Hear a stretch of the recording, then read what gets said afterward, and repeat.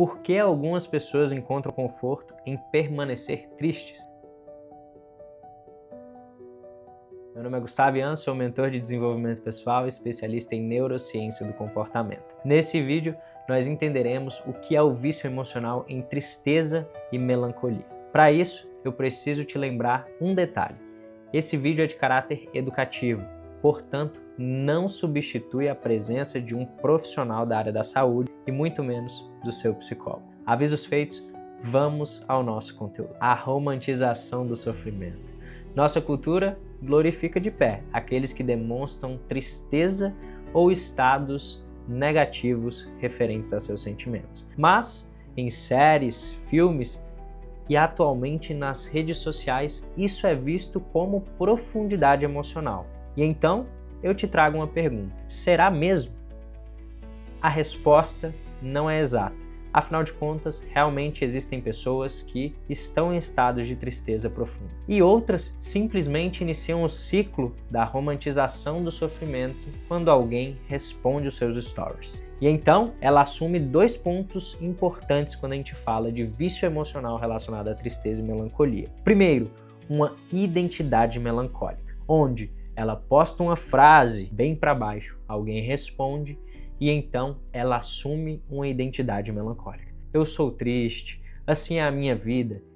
E olha só, aqui tem um ponto importante. Perceba que essa pessoa acaba de ter um refúgio emocional. E o que seria esse refúgio emocional, Gustavo?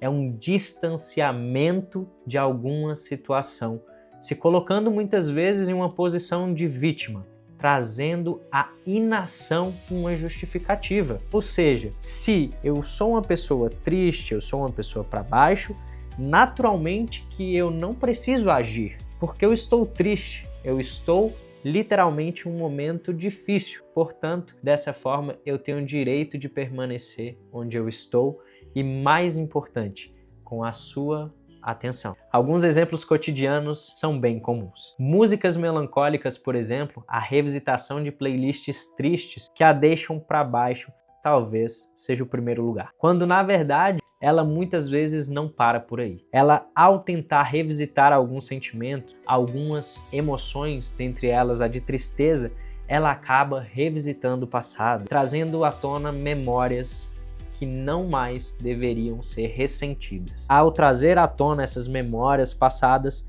elas simplesmente começam a trabalhar o seu ciclo de atenção. Qual é o ciclo de atenção? Ela começa a compartilhar conteúdo melancólico nas redes sociais. E aí, com a validação das pessoas nas redes sociais, ela começa a promover-se através da tristeza e melancolia. Na verdade, a tristeza e a melancolia, como um vício emocional, elas precisam ser tratadas, diferentemente de uma pessoa que tem uma depressão profunda. Eu gosto sempre de ressaltar que existem linhas muito tênues e que muitas vezes são separadas por um único fio, um fio dental de distância. Portanto, não confunda um vício emocional com, de fato, um problema de depressão ou algo nesse sentido. O que é a melancolia?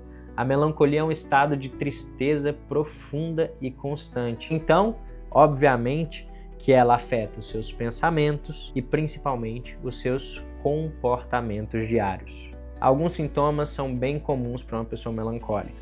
Isolamento social, onde ela começa de fato a se afastar das pessoas, dos entes queridos, das pessoas que a querem bem muitas vezes. E então ela tem um segundo momento bem importante, que é a resistência à alegria.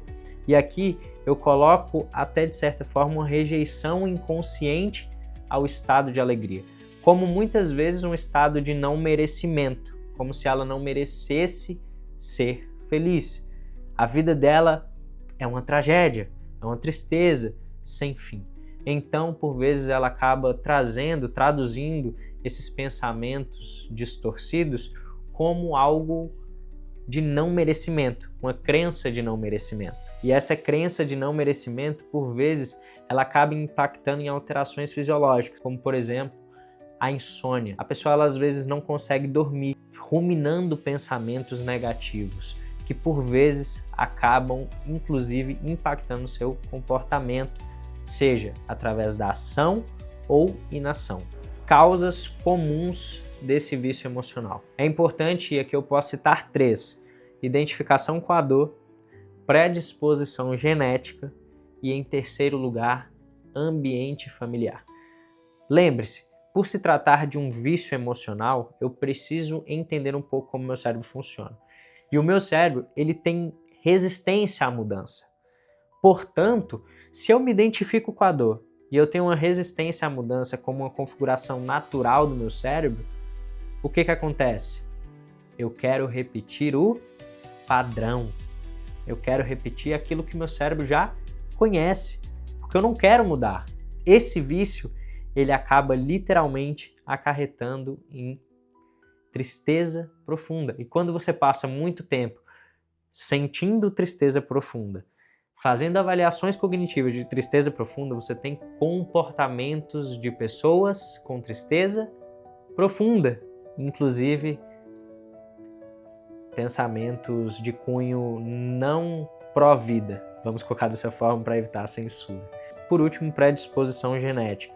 Então é importante você entender que essa predisposição genética muitas vezes também está linkada a fatores hereditários. Uma vez que você já entendeu os principais impactos desse vício emocional, eu quero que você pense comigo algumas soluções. E aqui eu vou te propor mesmo algumas soluções importantes. Eu acredito de verdade que quando a gente fala de uma solução, primeiro a gente precisa ter um diagnóstico.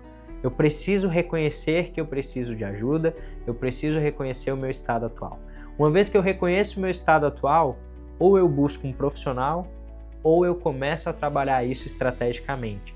Lógico, você buscar um profissional, por vezes, especialmente quando se trata desse vício, você encurta muito o caminho. E mais do que encurta o caminho, você vai estar trabalhando com uma pessoa que vai te direcionar uma estratégia eficaz, efetiva. E em terceiro lugar, na minha visão, é o mais importante. É justamente você poder e promover exposição a novas fontes de prazer. Você não vai conseguir mudar um pensamento melancólico, um pensamento triste, estando no mesmo ambiente. Você precisa tratar um novo ambiente.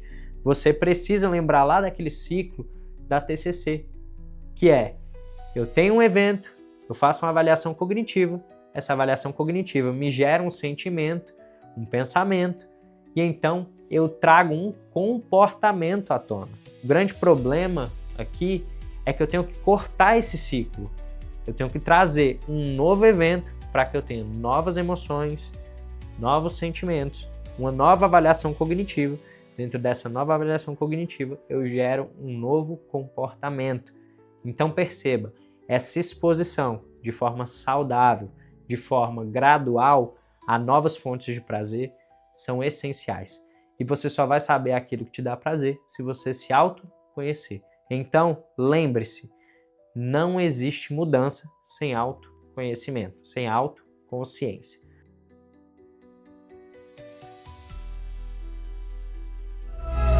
Ei, Gustavo, tu chegou com visão, mostrou que juntos mudamos a direção.